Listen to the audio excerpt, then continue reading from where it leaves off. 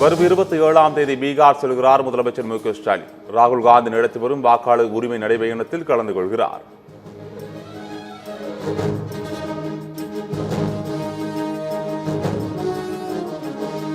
Hydro carbon திட்டத்திற்கு அரசு ஒருபோதும் அனுமதி வழங்காது என அமைச்சர் தங்கம் தென்னரசு திட்டவட்டம். ஹைட்ரோ கார்பன் இருப்பு குறித்து ஆய்வு செய்ய மாநில சுற்றுச்சூழல் தாக்க மதிப்பீட்டு ஆணையம் அனுமதி அளித்ததாக விளக்கம். சென்னையில் முதலமைச்சர் ஸ்டாலின் உட்பட கூட்டணி கட்சி தலைவர்களுடன் ஆதரவு கோரினார் சுதர்ஷன் ரெட்டி.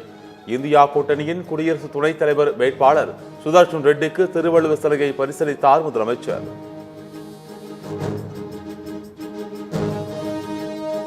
இந்தியாவின் அரசியலமைப்பின் அடிப்படையே இன்று ஆபத்தில் உள்ளது.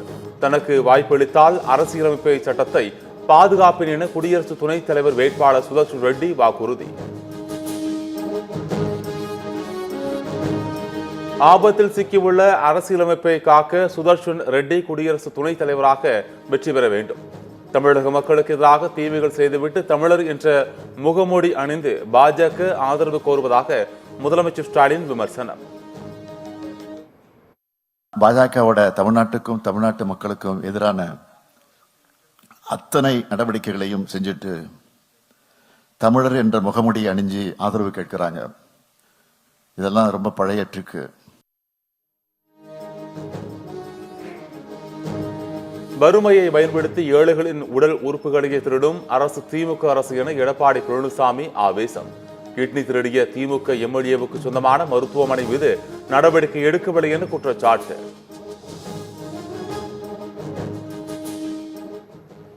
அறுவை சிகிச்சையில தவறு நடந்தது, கண்டுபிடிக்கப்பட்டது திமுக ஆட்சியில. திமுக அரசாங்கம், திமுக கட்சி, திமுக எம்எல்ஏ மருத்துவமனையில ஆய்வு செய்து கண்டுபிடிக்கப்பட்டு தவறு நடந்திருப்பதாக கண்டுபிடிக்கப்பட்ட பிறகு இதுவரை நடவடிக்கை எடுத்தாங்களா? இல்ல.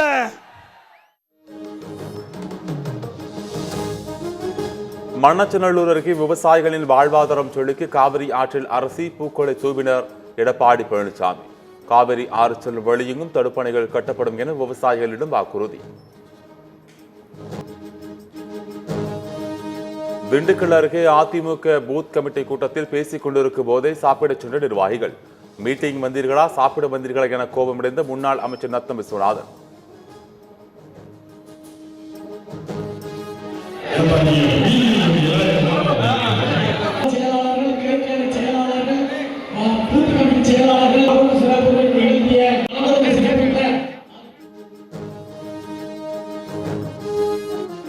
நெல்லை அருகே குடும்ப தகராறில் மனைவி மகன் மீது பெட்ரோல் ஊற்றி தீ வைத்த கொடூரம்.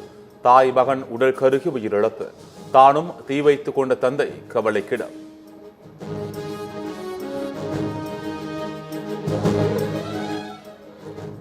நெல்லை அருகே டயர் வெடித்து தலைகீழாக கவிழ்ந்து சுழன்ற கார். இருசக்கர வாகனம் மீது மோதியதில் பல் மருத்துவர் உட்பட 2 பெண்கள் பலி.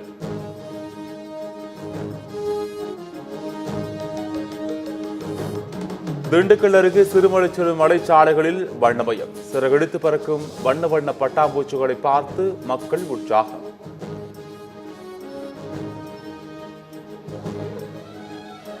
திருப்பூரில் 97 பேரன் பேத்திகள் உட்பட 5 தலைமுறை வாரிசுகளுடன் 100வது பிறந்த நாளை கொண்டாடிய மூதாட்டி. சோளம், கம்பு, கேழ்வரகு போன்ற உணவுகளை விரும்பி உண்பதாக பேட்டி.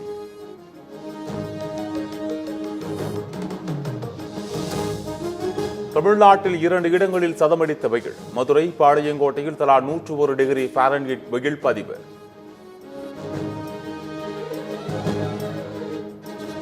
உக்ரைன் அதிபர் ஜெலன்ஸ்கி இந்தியா வர பிரதமர் மோடி அழைப்பு ஏற்று விரைவில் இந்தியா வருகிறார் ஜெலன்ஸ்கி.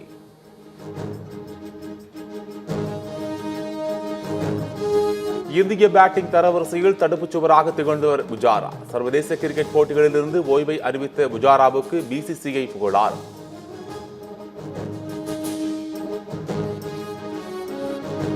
தென்னாப்பிரிக்காவுக்கு எதிரான 3வது ஒருநாள் போட்டியில் ஆஸ்திரேலிய அணி 276 ரன்கள் வித்தியாசத்தில் அபார வெற்றி. ஒருநாள் தொடரை 2-1 என்ற கணக்கில் கைப்பற்றியது தென்னாப்பிரிக்க அணி.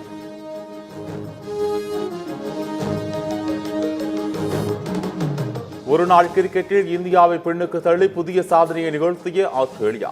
தென்னாப்பிரிக்காவுக்கு எதிராக அதிக ரன்கள் வித்தியாசத்தில் வெற்றி பெற்ற அணி என்ற பெருமை. தெரிவிக்கப்பட்டது.